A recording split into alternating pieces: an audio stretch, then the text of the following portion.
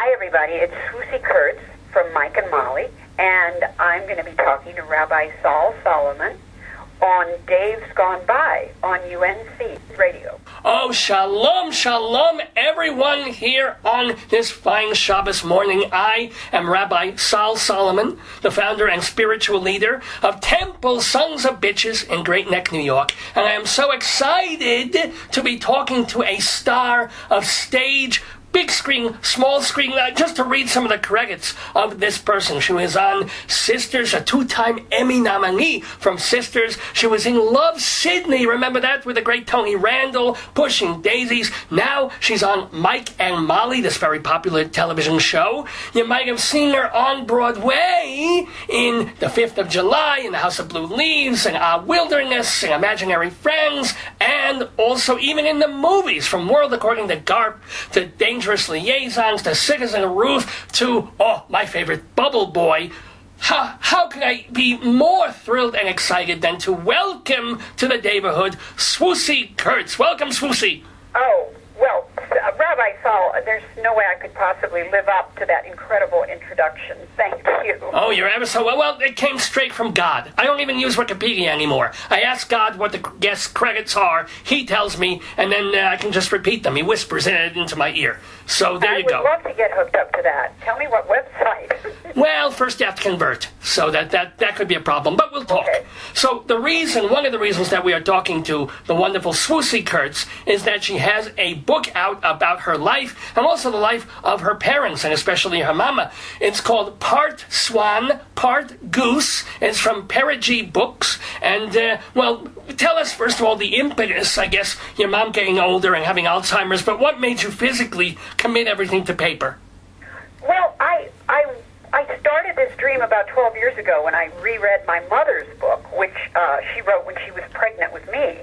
And my dad was the most decorated Air Force pilot of World War II.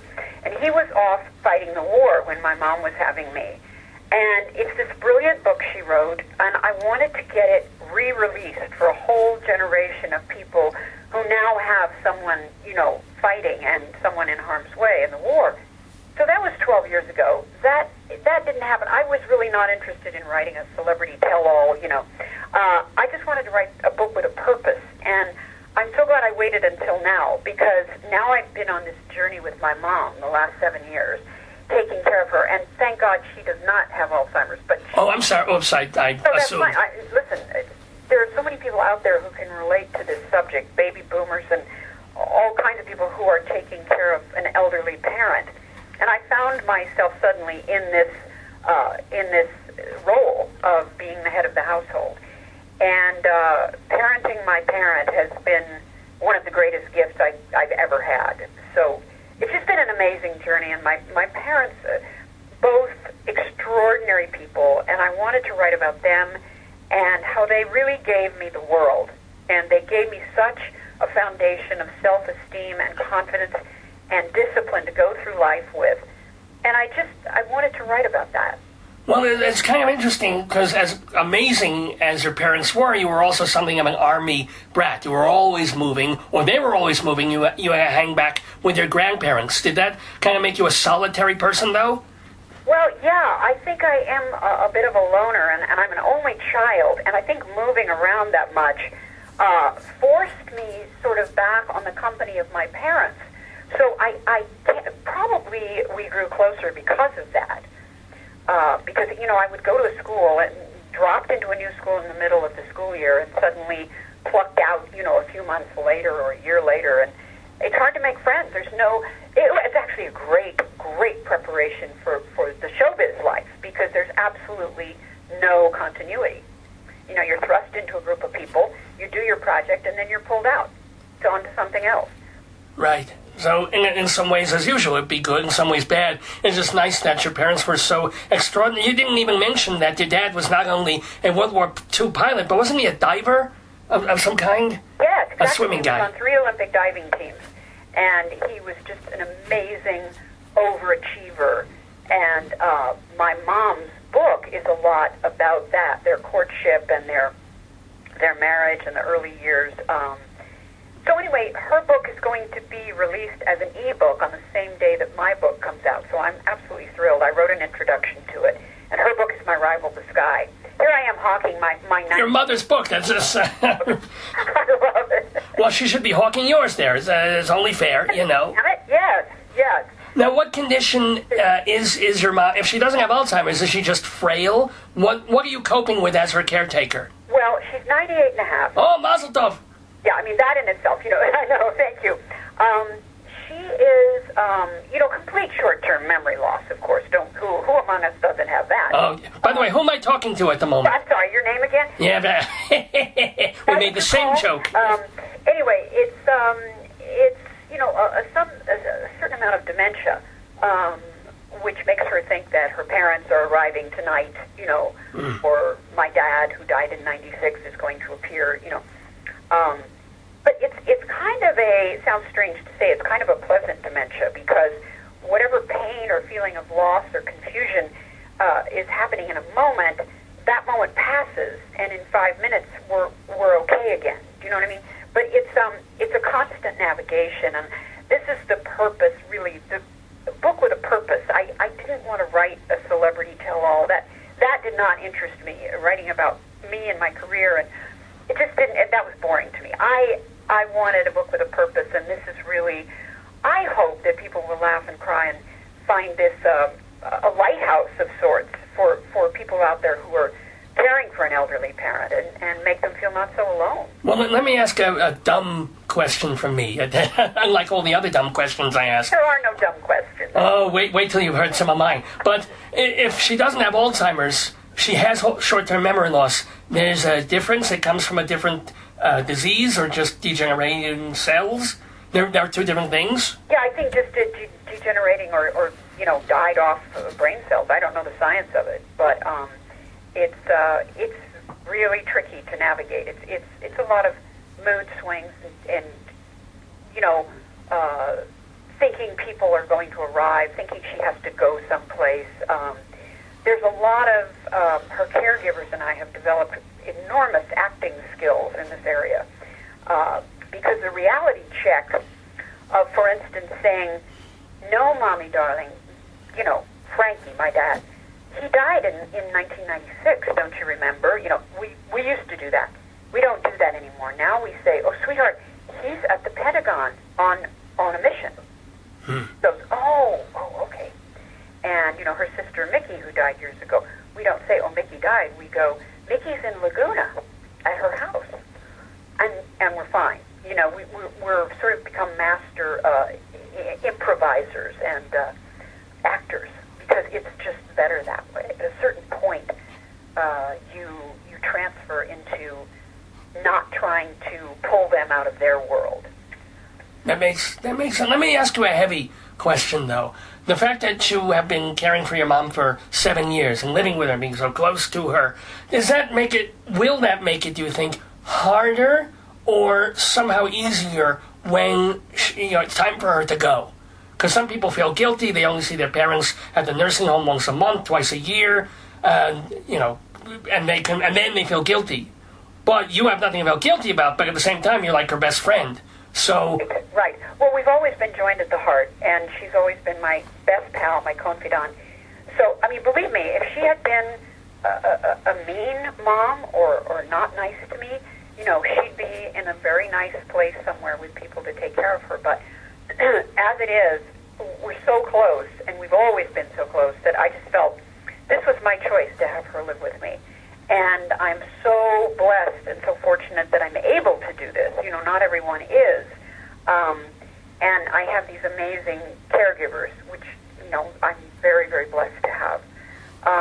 But yeah, that's a great question, Rabbi Sol. You went right to the heart of the matter. Oh, you can call me Rebbe Swoos. Rebbe, okay.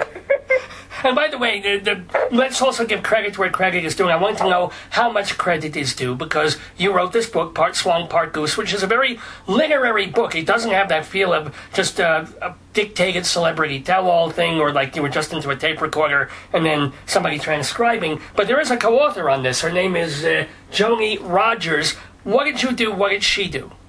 Well, Joni was my Sherpa in all of this, as she likes to call herself. She had a vision for the book, which I never, ever would have had. She is a brilliant, brilliant, genius writer who had a vision for how to put all of these things together. And she came up with this incredible idea of weaving excerpts from my mother's book, My Rival the Sky, into my book, and showing us at sort of the same age, like when I was 22, I was doing something. When my mother was 22, she was doing this.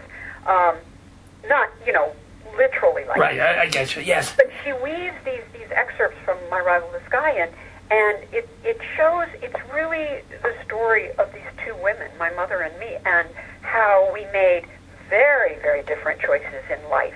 I chose my father's model, which was accomplishment outside, in the world outside. I chose to not get married, not have children, and not, be absorbed by someone else, which is how I looked at it back then.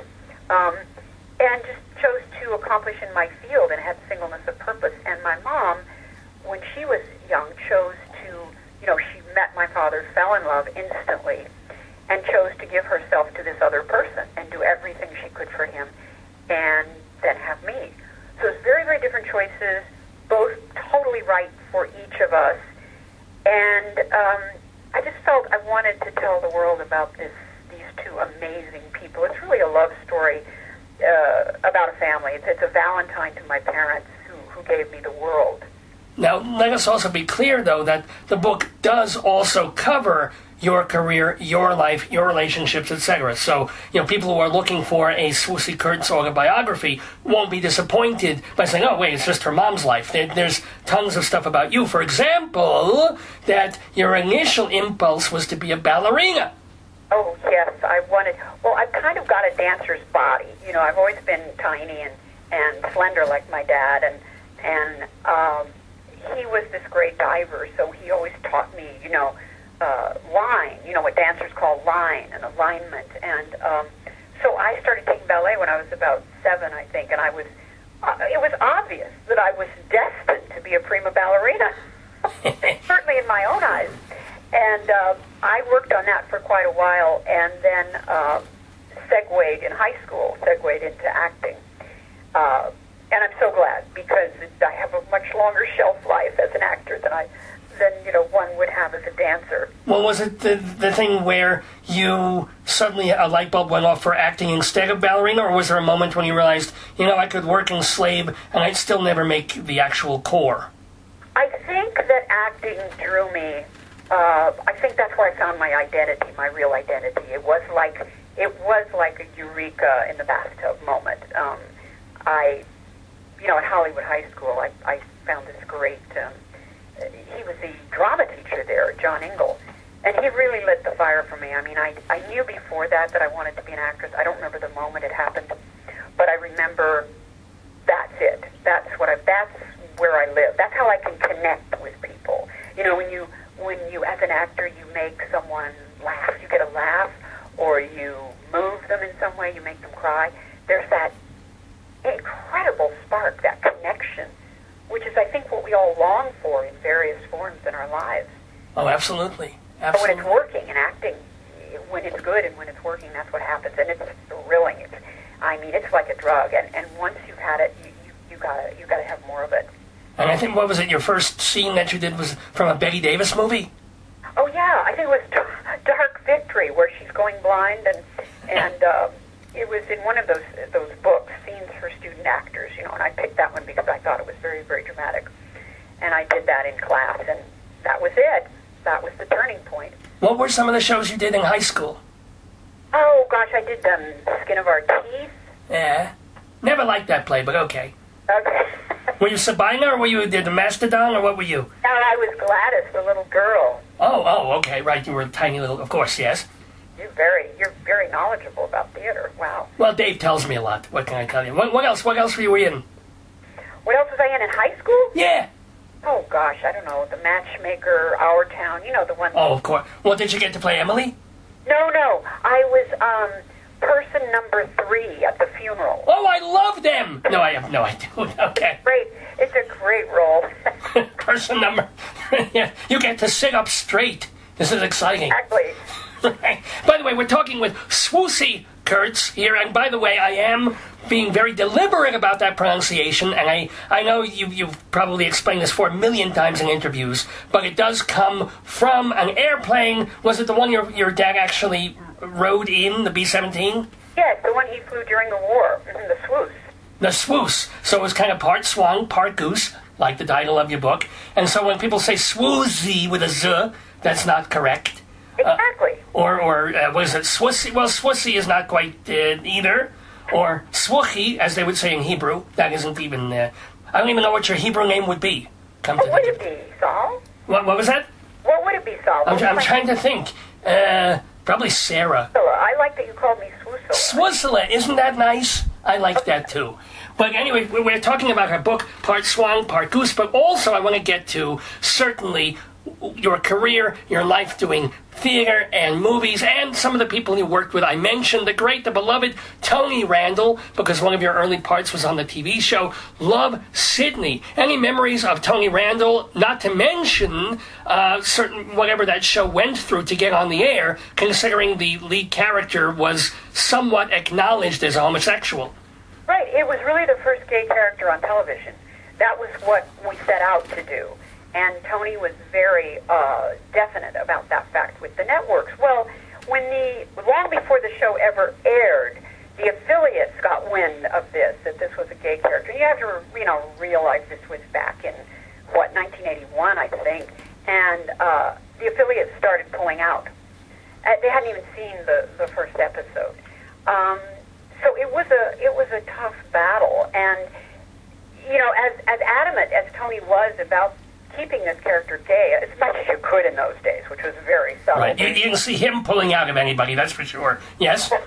I can't believe you just said that. Well, yeah. Did you just say what I thought you said? It's a Friday night. Rabbis get a little loose. I've got 3 bottles of wine next to me. I can say these things. But so you say in your book that half the time you have to check yourself from turning into the character you play on Mike and Molly. So, and you're always trying to pull back from the puns you want to make. So, don't you be pointing fingers, Missy Swoosie. Yes, don't I you have do that. no right to be calling the kettle black or there you go. Rabbi Jewish or whatever. Exactly. So, I'm sorry, you were saying about the networks and the affiliates. Oh, yeah, so they started pulling out, and, there was a lot written about the show, and by the time we actually, it got on the air, it was sort of watered down. It was still a great show, but he just kind of became a happy bachelor with me and my little girl, living with him. But there were subtle moments here and there that, like, if you got it, you got it, and if you didn't, it was fine. But it was very brave of him, I think, at that point in time. It's hard to believe with what's on the air now, but to try and do that, And oh, yeah. He's also adamant about the fact that it be shot in New York. And I think in the final episode, he shoots Harvey Milk, which was a big shock. It was not expecting that at all. But do you have any Tony Randall story? Because he's such a wonderful eccentric, or he was, and such a delight. Everybody I've ever talked to who worked with him or met him has a Tony Randall story. Well, he's great. I mean, we got along great, and I wasn't afraid to speak up to him when he would misbehave. How would Tony Randall misbehave? Well, he would get kind of childlike about something, or childish, and he wouldn't literally stamp his foot, but he would be like, "I don't understand why we can't have it that way," And when it was something that I could be involved with. I mean, if he was talking to the network, I didn't get sure, it. Yeah. I would just turn. I'd say, Tony, come on now, you're acting like a child, and he would say, "You're right. I'm sorry." And I can see him doing that, too. He was so connected because he was such a lover of theater. And we had all these amazing guest stars, like, that he knew that were friends of his from the opera and the ballet, Suzanne Farrell and Yitzhak Perlman, and I think we had Betty White on, and these amazing guest stars. Just, very cultured for a sitcom. Well, speaking of culture and an amazing other person that you've worked with, let's move to a totally different thing, to a movie you were co-starred in, called A Shock to the System with Michael Caine. I wish I could do an impersonation of him, but I can't. But any Michael Caine stories? Well, I fell completely in love with him, madly. He's never known that to this day, but he is just the greatest person. He's one of those 10 that you want on the desert island for sure. And there was with the first reading of the script, there was, you sit around and you read it so the writers can hear it, and then they go back and work on it. And there was this one actress who kept stopping before almost every scene, every line, and she'd go, I don't understand why I get so angry with him in this scene, because in the last scene I've just been blah, blah, blah. She goes on and on. Every time she would stop the reading, instead of just committing to it and let the writers hear it. And finally she asked her question. Michael went very sweetly, very gentlemanly, but he said, darling, it will all be revealed at the premiere. Oh, very nice. And did it work? Did it shut her up? It kind of did. I think she got it. And to this day, I use that line in my everyday life. That's why I use the line, you were only supposed to blow the bloody doors off, usually in sermons and stuff. Oh, yeah, right. I mean, I don't do it in his voice, I do it in mine, which just scares the parishioners silly. I don't even know why I do it. But anywho, we're talking with Swoosie Kurtz about the things that she's done. Oh my God, there's so many more to talk about. For example, you were in the movie Wildcats with Goldie Hawn, nice Jewish lady. What was it like working with her? I loved Goldie. She had it totally together as a movie. She knew how to be a movie star. She had her snacks together. She paced herself for those long shooting days, and she was fearless. I mean, she was playing this high school football coach, and she would get out there in the Chicago weather. I mean, it was March or something, but it was still brutal, and be on the football field with all these young guys, and she had us all doing aerobics at lunchtime. I'm surprised you didn't smack her. Oh, I'd much rather eat, but but Goldie I really idolize her. She's great. Good. Absolutely great. Good. Okay. I'm trying to get some memories and some thoughts of people. For example, also, you were on Broadway in a play by Nora Ephron. She passed away recently. She just had the show Lucky Guy on Broadway. But you were in a show called Imaginary Friends, and it was a premiere. So was she working on it? Did you meet her a lot? Did you work? Did she come to you with new pages every other day? How did that go? Oh, yes. Nora became one of my dear friends, and I became a friend of hers, which I am forever blessed. Nora was one of the great, great gifts in life. We worked on the play to begin with in San Diego, and then we moved to Broadway. And I was playing Lillian Hellman, and the magnificent one and only Cherry Jones was playing Mary McCarthy. Right. And it was about their feud, those two great writers. And oh, my God, we had a blast. We had an absolute blast. We went to Broadway. We didn't run long enough, but, it was just a great experience playing Lillian Hellman. I had met Hellman once years and years before that when I was doing Who's Afraid of Virginia Woolf with Mike Nichols and Elaine May, of all people. Whoa. I know. And the world was coming to see this, and Richard Avedon, the great photographer, brought Lillian Hellman. And I found myself sitting across from Lillian Hellman at this dark cocktail lounge after the play. And she said in that gravelly voice of hers, she said, "Oh, darling, your facial expressions, your nuances were fantastic. Where's my vodka?" Well, at least she complimented you before she asked for the vodka. Yes, exactly. That's a good thing. Did you by any chance see the off-Broadway play they just did about the Hellman-McCarthy feud? Oh, what? I know about it very well because a friend of mine was in it. Well, Dick Cavett? No, I know Dick Cavett, but this was Jeff Woodman, a friend of mine, was one of the people in it. And he said he's got war stories about it, which I can't wait to hear when I get to New York. And I thought it just sounded fascinating because I just love that story of these two women feuding. Absolutely. And let's see, because we don't have that much time with Swoosie Kurtz, but I'm going to ask all these other questions. For example, did your life kind of change when you won either an Emmy or a Tony Award? Do you feel a bump, no question, the agents call more or whatever? Does it make a huge difference, or is it like momentary? You think, you're right, it's definitely a bump, and you feel like this is going to change my life and my career. I remember the first time I was nominated for an Emmy, I thought, oh my God, well, this is just a hook and be a holding. And it really isn't. I mean, let's face it, it means more to you yourself, I think, than it does to the rest of the world.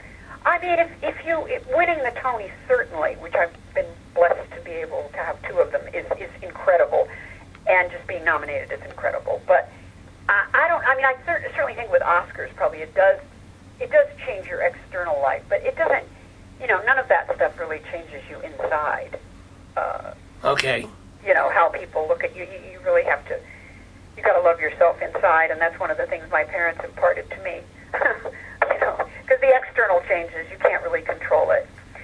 And for you, the external changes is, thank God, you've done a lot of TV, a lot of sitcoms, which is giving you a comfortable living, as opposed to, even with winning Tonys, Broadway is not necessarily the way for even someone famous to make a living. There's a joke that you made when you were doing Heartbreak House on Broadway. Was it on Broadway, or maybe it was not? No, you're correct. It was on Broadway, and a friend of mine in the cast, we sat down one night, because it's such a long play, it's Shaw, so it's like over 3 hours and 3 long acts, and we sat down one night and tried to figure out how much we were being paid, because it's institutional theater, it was the Roundabout, which does beautiful and fabulous productions on Broadway, but there's just a certain, everybody gets paid the same thing, and it's not very high. And we figured out that deleting commissions, and through your manager, your agent, and so forth, and everything, we were being paid $26.25 per act. Which is, and Shaw's acts are longer than an hour, so you're basically making $20 an hour for your actual stage time. Right.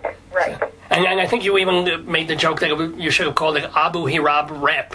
Yes, exactly. Because they give you just enough food and water to subsist for 8 performances a week. That's right. Well, let me ask you, does that get harder as you, you're not an old lady, but as you get older, does 8 shows a week sound more and more daunting if you go back to do theater as opposed to just doing TV? It definitely does. Does it? Oh, my God, yes. Because that 8 shows a week, it sounds like, I'm sure people think, well, you're on stage for 2 or 3 hours a night, what's the big deal, But it's not. It's 8 times a week. It's exhilarating and exhausting. But boy, you got to give more than 100% each time, and you want to, because each audience is there. They've never seen it before. You want to do it. You want to come up to that bar every time. But boy, it's being on some kind of treadmill. But I love it once I get into it. But it's a life swallowing project. And film and television is longer hours per se, but you have breaks, you know what I mean? It's like, oh, they're not shooting any of my scenes today. I have a day off. That helps. That helps a lot, especially if you are doing a 16-hour day, let's say in front of audiences, and you do. What does Mike and Molly do? 2 separate shows, and they cut the best takes? Is it? You know what we do? We do one show in front of the live audience once a week, and we do some pre-shoots the day before. If there's a difficult scene where there's a stunt or an animal or somebody gets splashed with water or covered in something and they have to be cleaned up, we do that the day before. I do that for my satyrs. Yeah. Yeah, you know the drill. And then the next day, when we bring in the live audience, we just do one show, but we do several passes of each scene. So we'll just take a scene and we'll do 2 passes, 4 passes, whatever it takes to get that scene right, and then we move on to the next. That makes sense. And then is it compared to other sitcoms that you have been in or TV programs, is it easier, harder, about the same now that they shoot on video things, now that they pre-shoot stuff? What? I don't know if that makes a difference to my side of it, really. I don't see a difference, honestly. Okay. It's just they do have, you're right, they do have a lot of stuff figured out, so it's a little smoother. But like things they can fix in post, they always say, oh, we'll fix it in post, meaning post-production. Like if you have a hair sticking straight up on top of your head, don't worry, we'll fix it in post. So they can just airbrush it right out through like technical... you have a big pimple on your face or something. Don't worry. All right, that does. And by the way, one of the credits that I forgot to even mention when I was running off and rattling these things off is that you won the Emmy Award for a show called Carol and Company, which was a post-Carol Burnett show. Any memories of that and any thoughts on Carol? Oh, Carol was so great. They wrote this incredible script for me, which, most scripts you get and you go, well, I got to visualize this with a little work on it. and it needs work. This was something that's rare, set in your lap, perfect. It was perfect finished product. It was about Carol and I had gone to high school together, but she had had a sex change since then. In high school, she was the star quarterback, and we were an item. Okay. Had a sex change, left, and this takes place at the reunion years later. And I have, I'm kind of trailer trash, and I've kind of a heavy drinker, and I've never left. I've never moved on. And I hold this bitterness for her, and she says, well, you don't understand. I was two different people back then. And I say, well, one of them should have called. Unfortunately, that season only lasted. That show only lasted one season. But did you love working with her? Yeah, I was just on that one episode as a guest star. Right. So she is so. What a beautiful person she is on stage and off. And she gave me that gorgeous quote for the back of my book. So such a generous woman. Well, I might as well read it here. It's a long one. I laughed and cried, sometimes at the same time, reading this extraordinary story about Swoosie and her parents and her work and her loves. Swoosie has the beautiful gift of a seasoned storyteller. I feel blessed to know her. That's from Carol Burnett on the back cover of Swoosie Kurtz's book with Joni Rogers, part swan, part goose, available from Perigee Press. And by the way, another thing that I think I mentioned that you were in the movie World According to Garp, but I didn't mention that the star of that, of course, was Robin Williams with Glenn Close. Any memories or anecdotes about them? Well, Glenn and I have worked together several times, so we already knew each other, but I didn't know Robin. But it was just fantastic because it was around the time that I was nominated for a Tony for the 5th of July, so I would, be flying back and forth to locations in upstate New York and then back to the theater in time to do a matinee. And it was just an exciting time. And we had that wonderful scene in the coffee shop where she hires me as a hooker to be with her son, Garb. Right. She starts giving me money in front of people and everything. And she's just, we shot it all during the night. And, we were sort of all imbibing or something to get warm. Some of the prop guys had some brandy on the set or something. It was freezing, and we were shooting in this coffee shop with, of course, no heat or anything. And, the doors are open, and it's the middle of winter. And anyway, it was fantastic fun. Good. I'd love to hear the happy, fun, nice stories. But feel free. Is there any dirt or mud you want to fling, especially if someone's dead and they can't fight back or they can't hurt you now? Any people that you worked with that you would never ever again? There have been a couple of crazies who were removed by other circumstances. Karma and these things happen in the right way. And I have been so, and I'm really not whitewashing this, I have been so blessed and fortunate in my career not to work with the people I hear stories about. I hear stories that you can't even believe about the way people who get a little bit of power then proceed to behave. I have not come across it except once or twice, and it has not been directed at me. Oh, but you witnessed it, but at least it wasn't coming straight at you, which is, I guess, helpful. Yeah. I think some of the choices I've made, too, have been good at the people I work with because I love working with grown-ups. I love working with people who operate from a base of security and love and not fear and insecurity. Is there anybody like that in Hollywood? Really?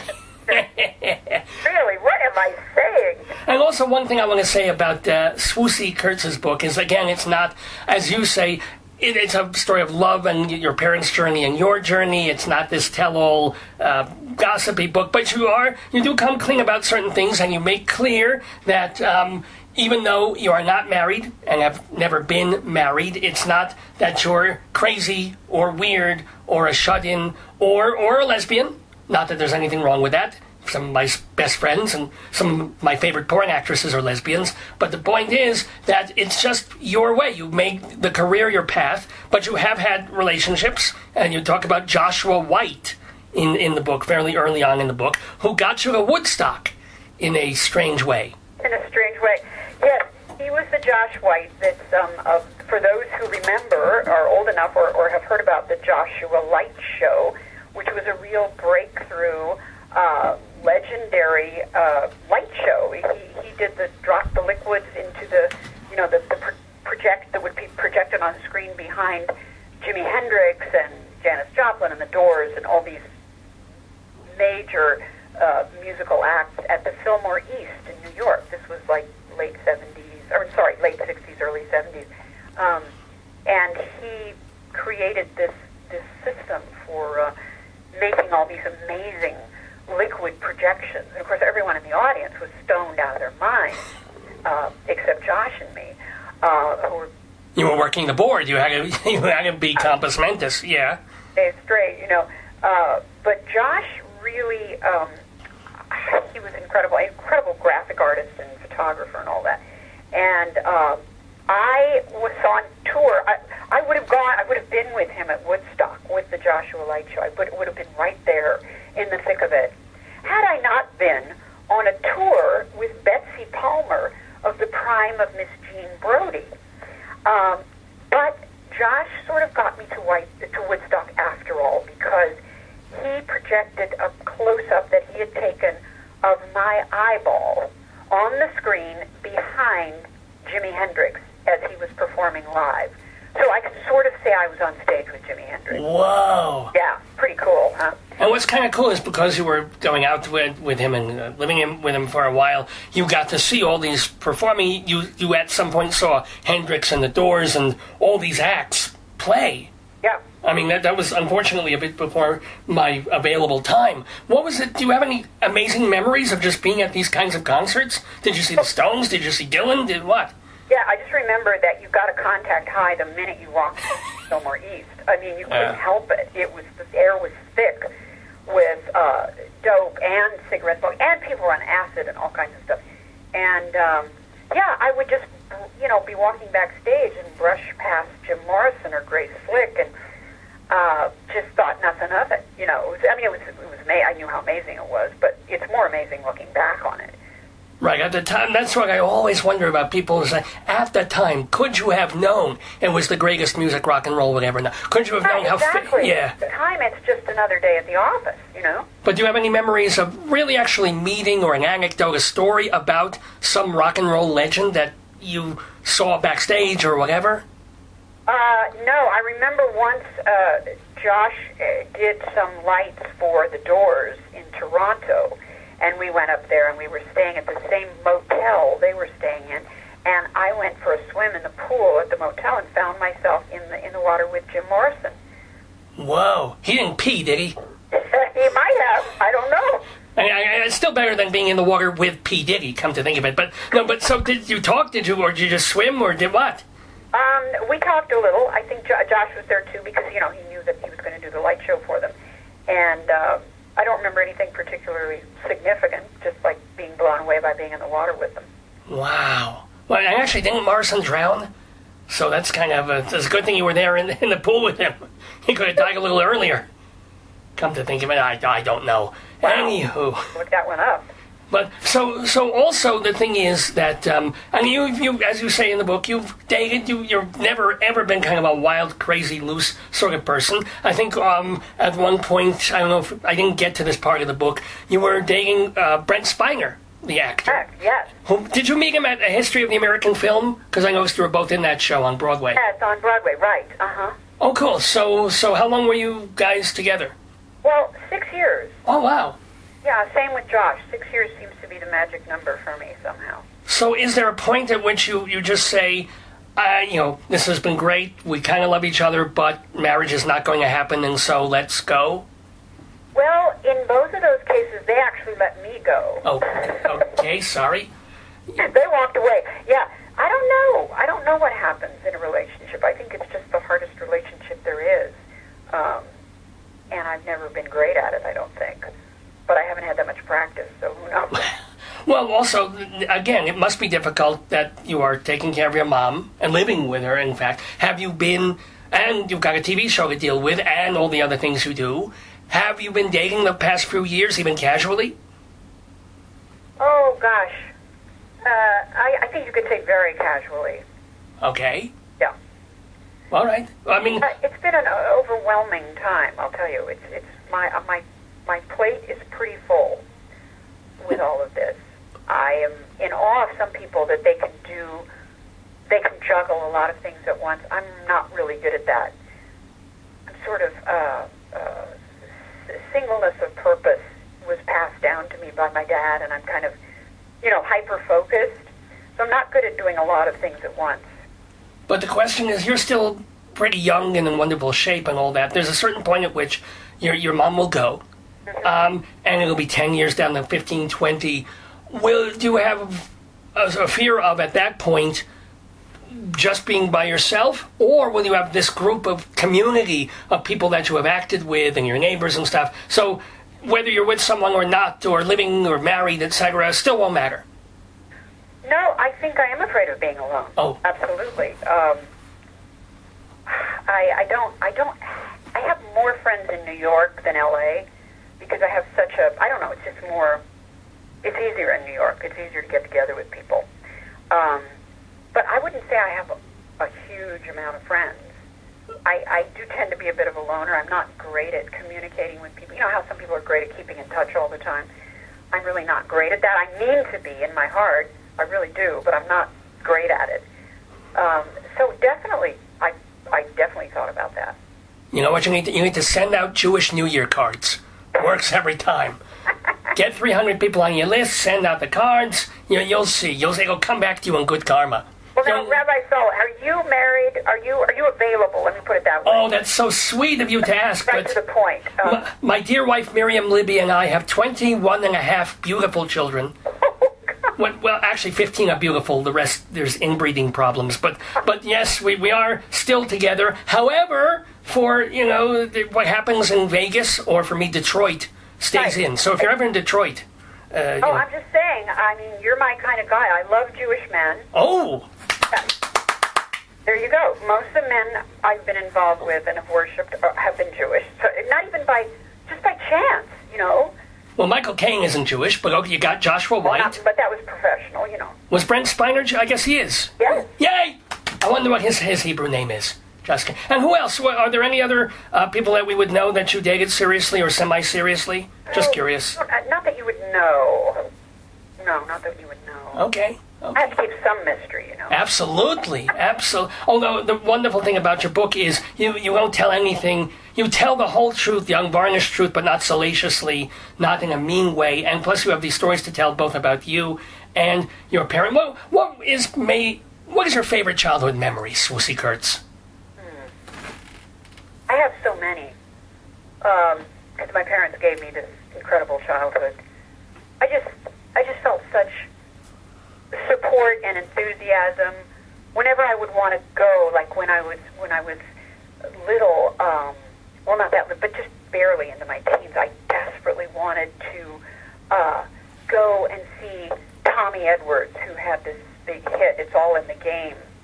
And I would play that 45 record over and over and over until it was worn out. We were on Many a tear has to fall, but it's that song? Bad Many a tear has to fall. Right. We were going across the country in the car, as we were so much of my life, to some new place to live. And I read somewhere that he was playing at this theater right outside Chicago. And I said, that's not too far from our little route that we're on here, in my 7-year-old voice, or 10-year-old, whatever it was. And they figured it out. We tracked down the theater, and we stood out like crazy. These two really white people with their skinny little white princess in what was kind of the Apollo, type of theater outside Chicago.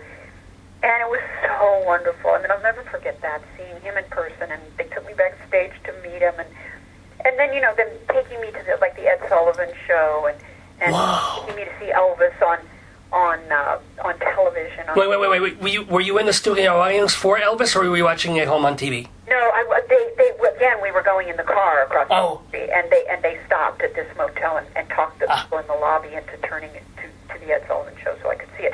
But I did go to the Ed Sullivan show with my mom. And who was on the Ed Sullivan show when you were there?